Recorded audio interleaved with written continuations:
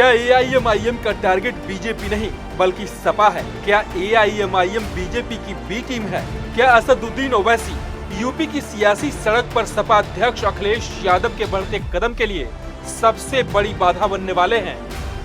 ऐसा लग रहा है असदुद्दीन ओवैसी मकसद के निशाने पर अखिलेश हैं। ऐसा लग रहा है ओवैसी चुनावी शतरंज की बिसात पर बीजेपी की ओर से ऐसी चाल चल रहे हैं जिससे घायल अगर कोई होगा तो वो अखिलेश हैं। ये हम यूं ही नहीं कह रहे हैं। इसे समझने के लिए सबसे पहले ओवैसी के इस बयान को सुनिए। हम उत्तर प्रदेश की जनता में जाएंगे और उनको ये पैगाम देंगे कि देखिए ये हमको अनटचेबल बना रहे हैं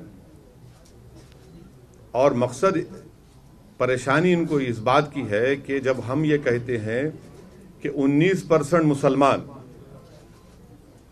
और आप MY कॉम्बिनेशन की बात करते हैं, आप 11% और 19% गुलामी आपकी करते रहे, आपकी जय जयकार करते रहे, आपको मुख्यमंत्री बनाए, आपको वोट दें और आप हिस्सेदारी की जब बात होती है तो उस बात ही नहीं करते आप। ये हर महाज पर ये नाकाम साबित हुए। ये नहीं चाहते उत्तर प्रदेश में कि मुस्लिम माइनॉरिटी की एक इंडिपेंडेंट पॉलिटिकल लीडरशिप क्रिएट हो। ओवैसी चिकनी चुपड़ी बातें और इन्हीं बातों के अंदर कई ऐसी बातों का अंबार बनाकर खुद को उनके खैवनहार और अखिलेश को राजनीतिक लोभी करार देने की प्रक्रिया को अंजाम दे रहे हैं। अयोध्या आकर बेहद ही तरीके से मुस्लिम कार्ड खेल दिया। ओवैसी तर्क दे रहे हैं मुलायम अखिलेश और सपा MY यानी कि मुस्लिम और यादव के समीकरण के बल पर यूपी की सत्ता में आए।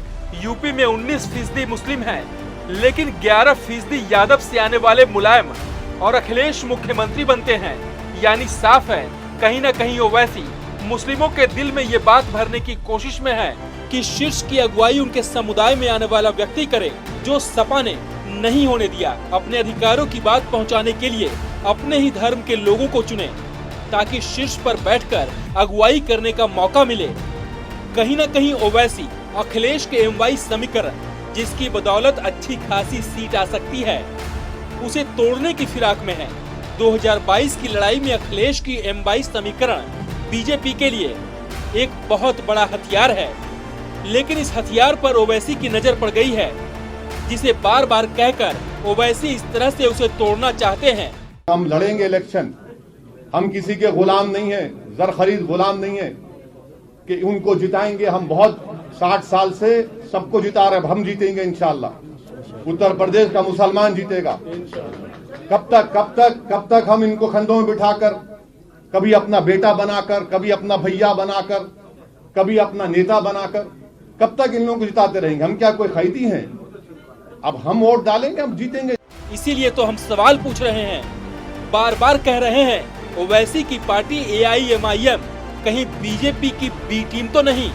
बहरहाल ओवैसी की पार्टी एआईएमआईएम ने यूपी की 403 में से 100 सीटों पर चुनाव लड़ने का ऐलान किया है। मुस्लिम, यादव और ओबीसी की अन्य जातियों की सोशल इंजीनियरिंग के सहारे अखिलेश को इस बार उम्मीद है।